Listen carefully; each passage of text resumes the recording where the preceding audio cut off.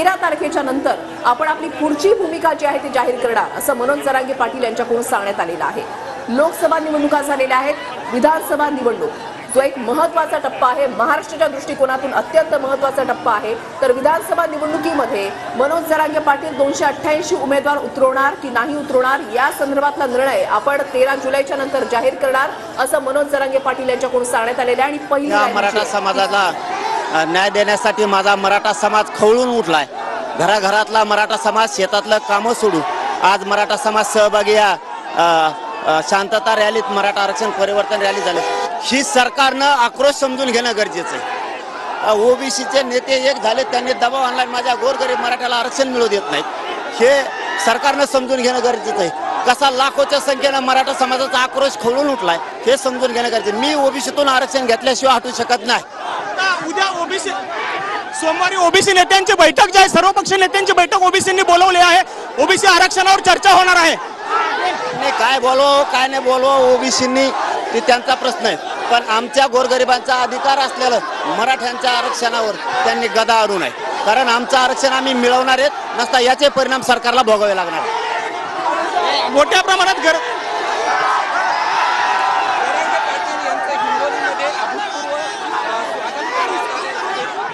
मोठा रिस्पॉन्स पाहायला मिळतोय। आणखीन काहीच नाही, आगे आगे देखो काय होतंय, कारण पुढचा टप्पा आणखीन 4 राहिले। तर TV9 मराठीला मनोज जरांगे पाटील यांनी दिलेली ही प्रतिक्रिया आगे आगे देखो होता है क्या, आज मिळत असलेला प्रतिसाद पुढे पुढे बघा आणखीन काय होतं असं त्यांनी या ठिकाणी म्हटलेलं आहे। मनोज जरांगे पाटील यांचं जंगी स्वागत हिंगोलीमध्ये। आणखी 4 टप्पे आपले होणार आहेत असं देखील मनोज जरांगेंनी यावेळेला स्पष्ट केलेलं आहे। संपूर्ण महाराष्ट्रभरात वेगवेगळ्या ठिकाणी जाऊन आपल्या मराठा बांधवांना आपण भेटणार आहोत, त्यांचं अभिवादन स्वीकारणार आहोत आणि या आरक्षणाची ही धग तशीच कायम राहील असं देखील त्यांनी म्हटलेलं आहे। ही शांतता जनजागृती रॅली आहे आणि या रॅलीमध्ये मराठा बांधवांनी मोठ्या संख्येनं सहभागी व्हावं असं आवाहन मनोज जरांगे पाटील यांच्याकडून करण्यात आलं। पद्धतीचा प्रतिसाद मिळेल ही अपेक्षा होती, नाही कमी मिळणार हे माहीत होतं, कारण समाज गेलेला आहे, पांडुरंगाच्या दर्शनासाठी गेला आहे, शेतीचे काम आहेत, परंतु माझा समाज घरातला असणारा पेटून उठला आणि तो ताकदीने उसळून बाहेर पडणार हे मला पक्का माहिती होतं। मराठा समाज स्वतःच्या लेकराला आरक्षण दिल्याशिवाय नाही थांबू शकत। काय वाईट करतोय आम्ही, सरकारची भावना का समजून घेत नाही? प्रत्येक वेळेस तुम्ही राजकारण करणार हे चांगलं नाही। आज फडणवीस साहेबांना शिंदे साहेबाला सांगतो, आमचा हक्काचं ओबीसीचं आरक्षण द्या, नका अंत बघू तुम्ही आमचा अंत बघू नका, आम्हाला आरक्षण पाहिजे, आमच्या हक्काच्या नोंद्या आमच्या सरकारी नोंद्या त्या आम्हाला पाहिजे, तुम्ही द्या। तुम्ही आमचा संयमाचा अंत बघू नका आणि ओबीसीचे नेते आमच्या अंगावर घालू नका। आणि ओबीसीच्या सामान्य जनतेने सांगताय एकमेकाच्या अंगावर जाऊ नका, एकमेकाच्या अंगावर जायचं नाही, पण ओबीसीच्या नेत्याने जातीवाद पसरायचा बंद करा। काय सांगाल हे काय सांगाल? त्याला सांगून काहीच उपयोग नाही होणार, ते कधीच नाही सुधारणार, ते कधीच सुधारणार नाही, कधीच नाही। त्याला जाती दंगली घडवायच्या, ती कधीच सुधारणार नाही, पण जाती एकही दंगल होऊ देणार नाही।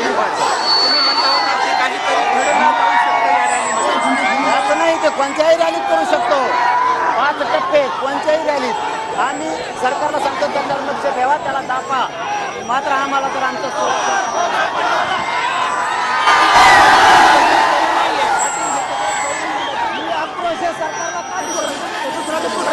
तर मनोज जरांगे पाटील यांची शांतता रॅली हिंगोलीमधून आता सुरू झालेली आहे आणि आधीच सरकारच्या हालचाली ज्या आहेत त्या सुरू झालेल्या, त्या वाढलेल्या आहेत।